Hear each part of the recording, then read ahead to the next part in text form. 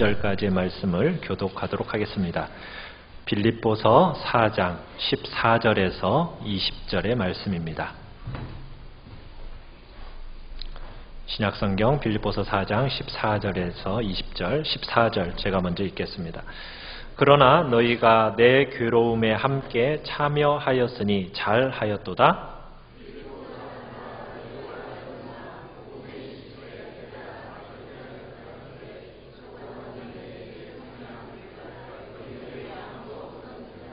데살로니가에 있을 때에도 너희가 한 번뿐 아니라 두 번이나 나의 쓸 것을 보내었도다.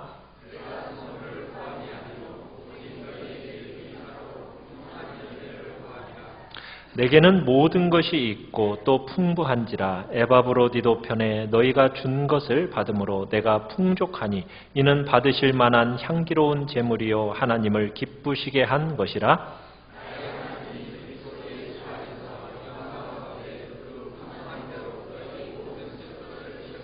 같이 읽습니다. 하나님 곧 우리 아버지께 세세무궁하도록 영광을 돌릴지어다. 아멘. 우리 말씀의 제목을 같이 읽어보겠습니다. 시작. 하나님께 기쁘고 향기로운 제물. 하나님께 기쁘고 향기로운 제물이라는 제목으로 말씀을 나누고자 합니다. 우리가 신앙생활을 하다 보면 하나님은 우리의 눈에 보이지가 않습니다. 눈에 보이지 않기 때문에 우리의 신앙이 사실적이지 않은 것처럼 생각할 위험이 있는 것을 보게 됩니다. 그러나 눈에 보이지 않는 하나님, 그 하나님을 믿지만은 우리가 믿음으로 제대로 사는가? 이것에 대한 실제적이고 구체적인 검증의 틀이 곳곳에 있습니다. 그 검증의 틀 중에 대표적인 것 중에 하나가 물질의 사용입니다. 우리가 물질을 어떻게 바라보는가? 우리가 재물을 어떻게 쓰는가? 우리가 이것을 보면은 우리의 신앙생활이 진짜 어떠한 모습인지가 선명하게 드러나게 된다는 사실입니다. 성경은 재정에 관해서 두 가지 원칙을 우리에게 주고 있습니다. 지난번에 말씀드렸던 빌립보서 4장 11절에서 첫 번째 큰 원칙은 자족하라입니다. 자족하라. 하나님이 우리에게 많이 주시든 적게 주시든 하나님이 주시는 것 안에서 자족하며 살아가야 함을 우리에게 재정의 원칙으로 첫 번째 주시는 겁니다. 두 번째는 하나님이 주신 재물을 잘 사용하는 겁니다. 재물이라는 것은 하나님이 우리에게 주시는 선물입니다. 하나님이 우리에게 주시는 축복입니다. 그 하나님이 주신 축복, 선물 잘 사용하라고 주신 겁니다. 그런데 그 사용의 용도에 있어서 나 자신만을 위한 것은 아닙니다. 하나님께서 우리에게 이 복을 주실 때에는, 그 재물을 주실 때에는 그것은 나의 목도 있지만 이웃의 목도, 내가 이웃을 섬겨야 할 목도 함께 주시는 거예요. 그 안에 이웃의 목도 들어있는 겁니다. 그래서 하나님은 우리에게 주신 그 하나님의 선물과 복을 우리를 통해서 이웃과 몸된 교회 공동체를 유익하고 복되게 하기를 원하시는 겁니다.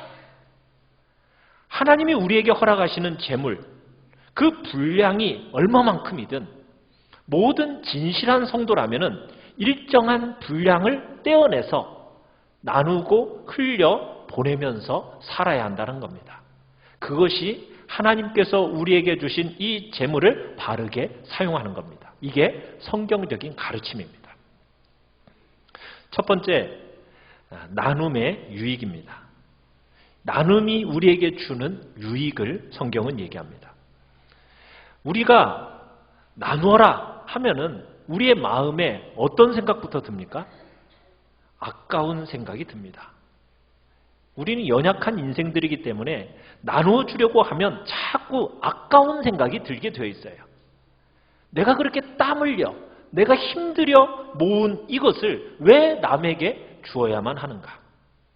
그런데다가 내가 주려고 하는 그 재물이 좀 게으르다 싶은 사람에게 주면은 줘야 된다는 생각이 들면 어떻습니까? 주고 싶지 않은 마음이 우리의 마음 속에 생기는 겁니다.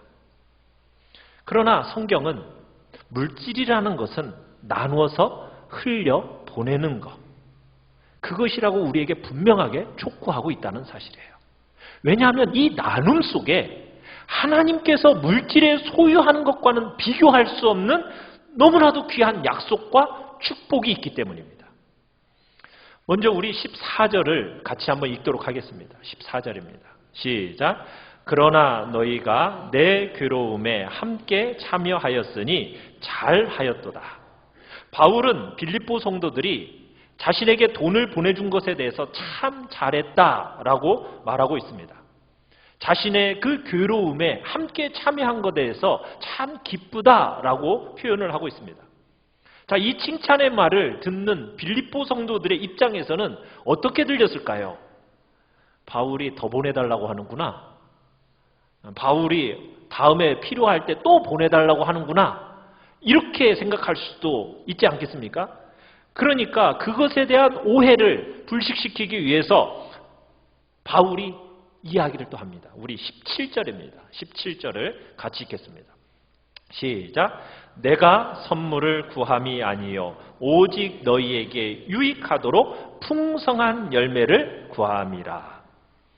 자, 우리말에서는 내가 선물을 구함이 아니요 라는 이 아니요가 뒷부분에 있지만 원문에서는 아니요 라는 말을 앞쪽에 빼놨습니다. 가장 앞에 아니요 라는 말을 쓰고 있는 겁니다. 왜 그렇게 써요? 강조하기 위해서 맨 앞에다가 아니요 라는 말을 쓰는 겁니다. 무엇이 아니라는 겁니까? 내가 선물을 구하는 것이 아니다 라고 바울이 얘기하는 겁니다. 바울이 지금 선물이 필요해서 그들에게 잘했다라고 칭찬하는 게 절대로 아니라는 거예요. 바울이 정말 구하는 것은 뭡니까? 그들의 유익입니다. 유익. 지금 헌금을 보내준 이 빌립보 성도들에게 지금 칭찬하는 이유 중에 하나는 그들에게 유익을 구하기 위하고 그래서 지금 감사하고 칭찬하고 있다는 거예요. 물질의 나눔이 그들의 삶에 풍성한 열매를 맺는 것을 알기 때문에 지금 이 헌금과 나눔에 대해서 감사하고 칭찬하고 기뻐하고 있는 겁니다. 물질의 나눔이라는 것은 받는 사람에게도 유익이겠지만 더 큰 유익은 어떤 사람에게 유익입니까? 도움을 주는 사람, 직접 나누는 사람에게 더 큰 유익이 있다는 겁니다.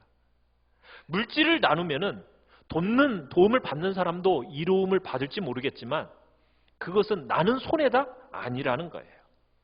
성경은 물질을 나누는 당사자에게 너무나도 큰 유익이 있다. 풍성한 열매가 있다. 지금 그렇게 선포하고 있는 겁니다. 여기서 유익이라는 단어가 있지 않습니까? 이 유익이라는 말을 우리가 익숙한 말로 다른 말로 바꾸면 어떤 표현이냐면 투자입니다. 투자. 그리고 예금이라는 단어입니다. 그러니까 이 유익이라는 단어와 투자와 예금으로 바꿔 쓸 수가 있는 거예요. 자, 누군가에게 내가 물질을 나눈다.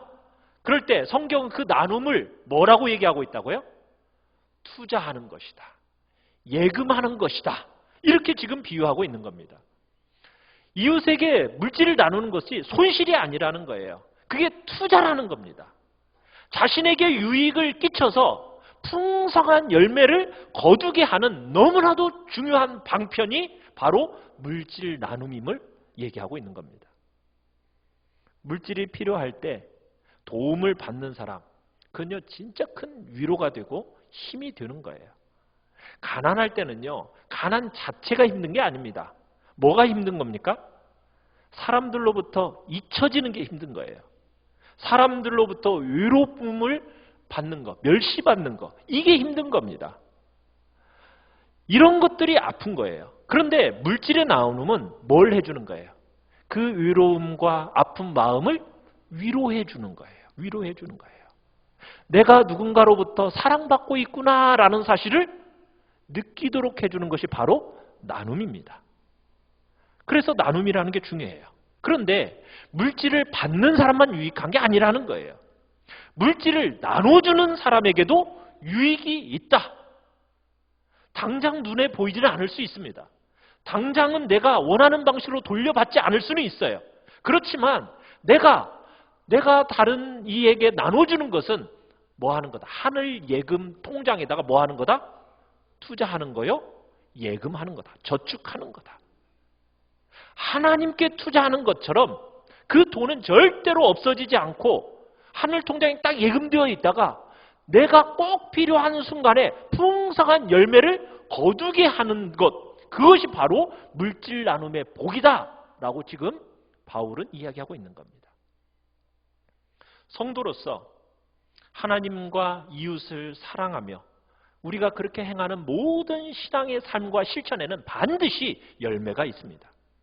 여러분이 주님을 사랑함으로, 여러분이 이웃을 사랑함으로 여러분이 물질을 흘려보내지 않습니까? 나누지 않습니까? 그러면은 그냥 그 받는 사람만 좋게 하고 끝나는 게 아니라 우리에게 주는 그 사람에게 반드시 좋은 결과가 있다. 지금 얘기하고 있는 거예요. 여러분, 물질을 나누는 것은 손해가 아닙니다. 물질을 나누는 것은 잃어버리는 법이 절대로 없습니다. 하나님이 반드시 기억하십니다. 성경은 그래서 우리에게 권면하는 거예요.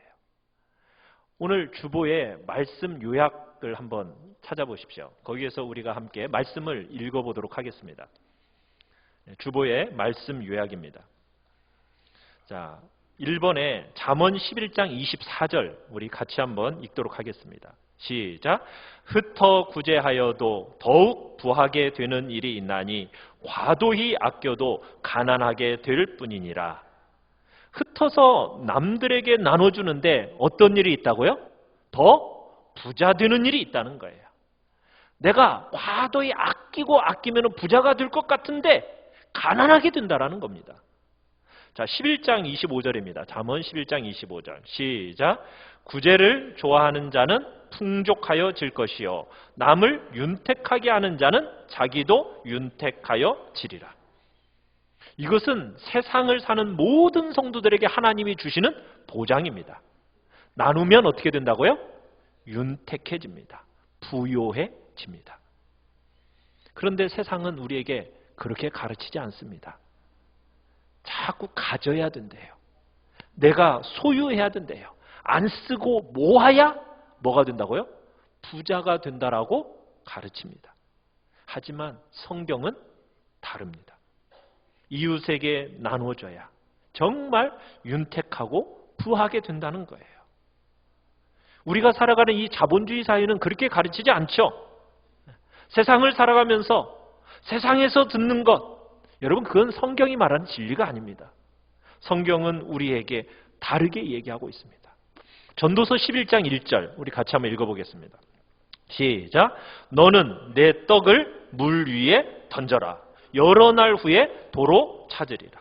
여러분 기가 막히지 않습니까? 물 위에 던졌는데 던지면 어떻게 됩니까?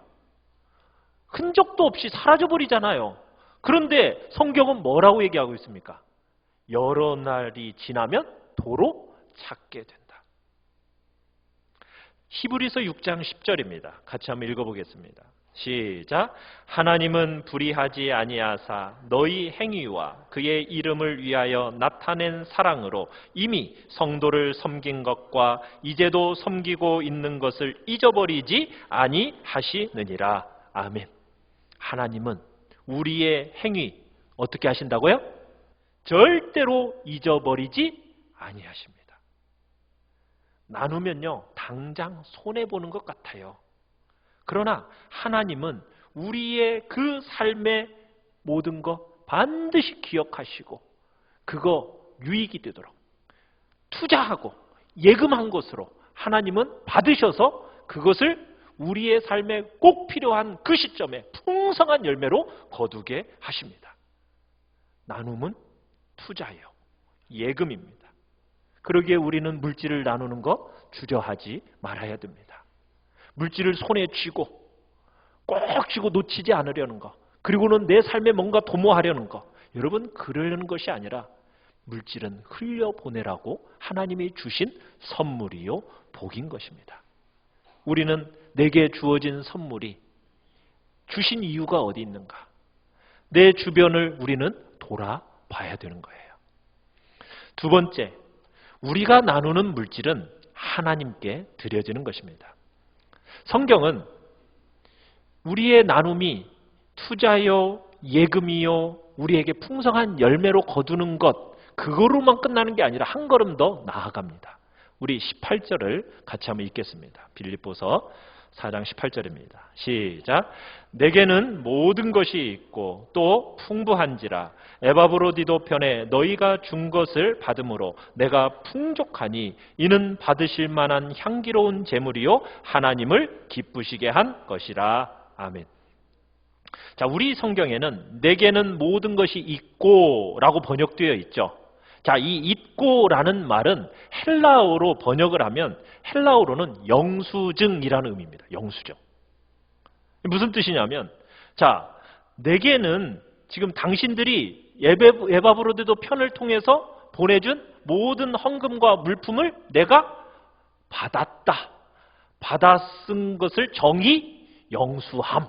이렇게 지금 하고 있는 겁니다. 지금 받았다라는 것을 뭘 주는 거예요? 영수증을 주는 거예요. 자, 여러분 교회 사역을 함에 있어서 이게 아주 중요한 메시지를 주고 있어요. 뭘 얘기하고 있어요? 여러분, 교회에 재정을 쓸 때는 영수증 꼭 챙겨야 됩니다. 무슨 얘기예요? 교회의 돈이라는 것은 교인들의 헌금으로 이루어진 하나님의 돈입니다. 아무리 작은 지출이라 할지라도 영수증은 첨부해서 정확하게 하는 것이 서로를 위하는 거라는 거예요. 지금 바울이 이 단어, 영수증이라는 단어를 채택해서 편지에 쓰는 게 이유가 뭐겠습니까? 에바브로디도가 나에게 잘 전해주어서 내가 잘 받았다. 그리고 하나님의 일에 제대로 내가 사용하고 있다. 이것을 지금 누구에게? 빌립보 성도들에게 알려주고 있는 거거든요. 그러니까 바울은 재정에 있어서 투명하고 그리고 공정함이라는 그 원칙을 말하고 있는 겁니다. 자, 그러면서 바울에게 준 이 헌금, 이 귀한 헌금이 어떤 결과를 가져오는지를 지금 18절에서 얘기합니다. 뭐라고 얘기하고 있습니까? 하나님께 향기로운 제물이 된다. 이렇게 말하고 있습니다. 그리고 이것은 하나님을 기쁘시게 하는 일이다. 이렇게 얘기하고 있어요. 여러분이 하나님께서 주신 재물을 가지고 내가 소유하고 내가 이게 묶어놓는 게 아니라 그것을 이웃에게 흘려보내잖아요. 그리고 이웃의 필요를 공급해 주잖아요. 그러면은 그것은 하늘 계좌 예금에 쌓는 정도가 아니라 그것은 하나님을 기쁘시게 하는, 너무나도 향기롭게 만드는 제물로 받으신다라고 얘기하고 있다는 사실이에요. 그러니까 하나님이 그것을 너무나 기뻐하시고 좋아하신다는 거예요. 여러분, 이 향기로운 제물이다라는 표현은 구약시대 레위기 제사 가운데서 많이 등장하는 단어입니다. 하나님이 이스라엘 자손들이 제물을 바칠 때 그것을 어떻게 받으세요? 향기로운 냄새로 받으십니다. 제물에서 피어오르는 그 냄새, 그것을 하나님이 기쁘게 흠향하여 받으신다는 거예요. 그런데 오늘날 하나님이 흠향하여 받으시는 제물이 무엇이냐는 거예요. 그것은 바로 우리의 제물을 이웃에게 흘려보내는 그 행동이 하나님께서 받으시는 흠향하시는 제물이 된다는 사실입니다. 그래서 그 우리가 흘려보내는 이 제물, 그 행동이 여호와 하나님, 영원 무궁한 그 보좌에까지 쫙 올라가서 그 냄새가 하나님을 기쁘시게 한다는 거예요. 그래서 우리가 물질을 나누고 이 물질을 이웃에게 흘려보내는데 애써야 된다는 사실이에요. 그저 막연하게 좋은 일 한다, 그러기 위해서 나눈다, 여러분 그 정도가 아닙니다. 그저 선을 행하는 사람으로서 그래 내가 보람을 느끼고 내가 가치 있는 삶을 산다, 여러분 이 정도로 끝나는 게 아니라는 거예요. 여러분들이 나누는 거, 흘려보내는 거, 이것은 바로 물질은 나에게만 유익한 뿐만 아니라 그 물질을 받으시는 하나님이 기뻐하시고 즐거워하시는 제물이 된다는 것. 우리는 이 사실을 기억하면서 내게 주어진 재물을 어떻게 흘려보낼 것인가? 우리는 주님 앞에서 분별하면서 고민하면서 나가야 되는 겁니다. 자, 그런데 바울에게 드린 이 물질이 어떻게 해서 이렇게 향기로운 재물이 될까? 어떻게 하나님을 기쁘시게 하는 것이 될까? 우리는 여기서 생각할 게 있습니다. 깨닫는 진리가 있어요. 그게 뭐냐면 여러분들이 예수님을 딱 믿고 거듭나잖아요. 그 순간 여러분은 여러분의 삶에서 한 가지 놀라운 일이 생겨지는데 그 일은 뭐냐면 여러분과 예수님은 어떻게 된다는 겁니까? 연합한다는 겁니다. 하나가 된다는 거예요. 예수님은 우리의 뭐가 되십니까? 머리가 되십니다. 우리는요? 예수님의 몸이 되는 거예요. 우리는 주님과 연합된 공동체예요. 우리가 주님을 믿고 영접하는 순간 주님과 연합되옵니다. 주님은 나의 머리가 되시고 나는 그분의 지체가 되는 거예요. 몸이 되는 거예요. 그러기에 우리가 누군가에게 우리의 땀의 열매인 그 물질을 흘려보내잖아요. 그러면 그 물질은 궁극적으로 누구에게 간다는 겁니까? 우리 주님께 간다는 거예요. 머리이신 주님께 간다는 거예요. 그래서 세상에서 어떻게 보면요, 가장 어리석은 사람이 누군지 아십니까? 그것은 머리 두신 주님을 몸으로 두고 있는 성도를 만홀히 여기는 겁니다. 이건 가장 어리석은 일이에요. 주님과 연합되어 있는 이 지체를 여러분 만홀히 여기면은 결국 누구를 만홀히 여기는 거예요? 주님을 만홀히 여기는 거예요. 여러분 이거 우리의 눈이 열려져야 됩니다. 여러분 기독교의 영광은 무엇이 기독교의 영광일까요? 세상의 종교들은 어떤 종교적인 황홀경을 얘기합니다. 내가 종교 생활을 하다가 어떤 황홀경을 맛봤다, 경험한다. 여러분 그것이 기독교의 영광일까요? 아닙니다. 기독교의 영광이라는 것은 관계 회복의 열매가 나타나는 데 있어요. 관계 회복의 열매입니다. 여러분들이 신앙생활을 하다가 하늘 두 쪽 나는 그런 위대한 영적인 경험을 했어요. 그랬는데 이 사람이 교만해져 가지고 다른 지체들을 무시하고 다른 지체들을 존귀 여길지 모른다? 여러분 그 체험이라는 것은 하나님의 영광을 모르는 그런 체험입니다. 그건 진짜라고 볼 수가 없는 거예요. 기독교는요, 하나님과 죄인의 관계가 회복되는 데 있어요. 하나님과 죄인의 관계가 은혜 안에서 회복이 되고 나면 어떤 일이 일어납니까? 나 같은 죄인도 하나님이 받아주셨는데 그러면서 받아들이지 못할 사람이 없는 상태가 되는 것이 진짜 믿음의 모습으로 나타나는 게 되는 거예요. 사람과 사람과의 관계가 살아나는 종교가 기독교입니다. 여러분, 사람을 세상의 눈으로 바라보면 절대로 안 됩니다. 만홀히 여겨서 안 됩니다. 무시해서는 안 됩니다. 아무렇게나 대해서는 절대로 안 됩니다. 그것은 자기 신앙을 입술로 부정하는 거나 마찬가지예요. 그건 기독교가 아니에요. 이웃을 어떤 눈으로 보는가? 이웃에게 내가 어떤 말을 하면서 살아가는가? 여러분, 그 사람이 어떤 사람인지를 분명하게 우리는 그걸 통해서 알 수 있는 거예요. 우리가 은혜 받기 전에는요, 사람을 두려워하지 않아요. 말을 막 하면서 살아요. 수가 틀리면 어떻게 합니까? 우리가 막말합니다. 여러분, 그러나 은혜를 받고 나면 달라져요. 뭐가 달라질까요? 사람을 두려워하기 시작합니다. 두려워한다라는 것은 무슨 그 사람의 눈치를 본다거나 무슨 그 사람의 비위를 맞춘다 이런 얘기가 아닙니다. 그 사람의 존재가 어떠한지를 깨닫고 나게 되면 그 사람을 대하는 그 마음의 중심이 달라지기 시작한다는 거예요. 그러면은 말할 때 어떻게 해요? 조심하는 거예요. 그 사람 앞에서도 그렇고 그 사람 뒤에서도 그렇고 어떤 말을 할 때 조심하는 거예요. 왜요? 왜 그래요? 그 사람에게 하는 게 아니라 누구에게 하는 것이니까. 머리 대신 주님께 하는 것이기 때문에 경건한 두려움이 그 마음속에 밀려오는 겁니다. 그래서 우리의 말이 조심스럽고 우리의 행동이 조심스러울 수밖에 없는 거예요. 물질의 나눔에서도 마찬가지입니다. 물질을 나눌 때 그것을 받는 수혜자들이 있어요. 그렇지만 그 물질은 누구를 향하고 있는 거예요? 머리 되신 주님을 향하고 있는 거예요. 그래서 우리가 흘려 보내야 되는 겁니다. 우리의 재물이 이웃에게 흘려 보내는 것, 가난한 사람들에게 적선하는 것, 그 정도가 아니에요. 그런 게 아닙니다. 물질을 흘려 보낸다라는 것은 우리의 주인 되시고 참 임금 되신 하나님께 꾸어주는 겁니다.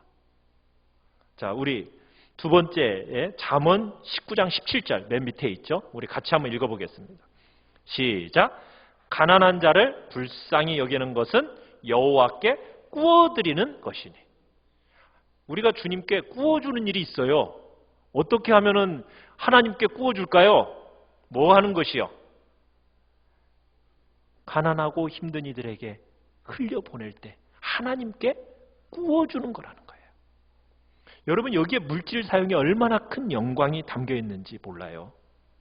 우리가 어떻게 하나님께 꾸어드릴 수 있겠어요? 다 주님께 받은 건데. 그렇지 않습니까? 그런데 우리가 가난한 자들을 돌보고 그들을 천대하지 않고 그들을 섬길 때 하나님께 물질을 꾸어드리는 영광을 경험하게 되는 겁니다. 하나님이 옆에 여러분들의 도움이 필요한 이웃을 주셨습니까? 그 주신 분, 우리가 주님께 꾸어드리는 복된 자리로 초대받고 있는 겁니다. 주저하지 마시고 아낌없이 여러분의 재물을 흘려 보내십시오. 물질을 나누어 섬겨나가길 바랍니다. 세 번째입니다. 하나님이 채워주신다는 약속입니다. 우리 19절, 20절 같이 읽겠습니다. 시작.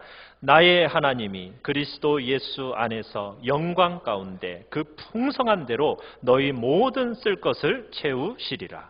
하나님 곧 우리 아버지께 세세 무궁하도록 영광을 돌릴지어다. 아멘. 여러분, 물질을 이웃에게 흘려보내면 그것은 이웃을 행복하게 합니다. 그리고 나도 궁극적으로 유익하게 됩니다. 하나님이 기뻐하시고 하나님이 즐거워하시는 향기로운 재물이 됩니다. 그러면서 따라오는 게 있습니다. 뭐가 따라오고 있습니까? 약속이 따라오고 있습니다. 어떤 약속이요? 하나님이 모든 쓸 것 어떻게 하신다? 채워주신다. 그러니 주저하지 말고 두려워하지 말고 아낌없이 나누어라. 우리의 많은 소유를 가지고 우리는 많은 것을 소유하면서 이 땅을 살지 못할 수는 있습니다. 그런데 오늘 약속을 보면 물질을 풍성하게 사용하며 살 수 있도록은 부름을 받았습니다. 내가 많은 걸 소유하지는 못할지라도 뭐 하도록은요? 풍성하게 쓰며 살 수 있도록은, 사용하며 살 수 있도록은 부름을 받은 거예요. 주님이 우리 곁에 두신 이웃에게 주님을 섬기는 마음으로 물질을 흘려보내고 주님께 드리는 기쁨으로 마음껏 나누잖아요.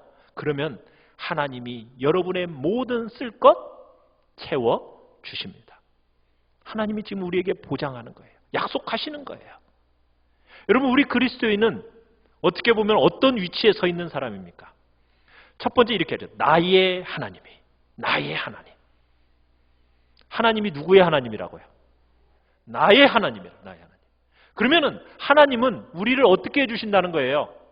책임져 주신다는 겁니다. 하나님이 우리가 염려하지 않도록 하나님이 모든 것 챙겨주시는, 책임져 주시는 나의 하나님이 되어주신다는 거예요. 우리의 필요한 것 아낌없이 지원해 주시는 지원자가 되어주신다는 겁니다. 공급자가 되어주신다는 거예요.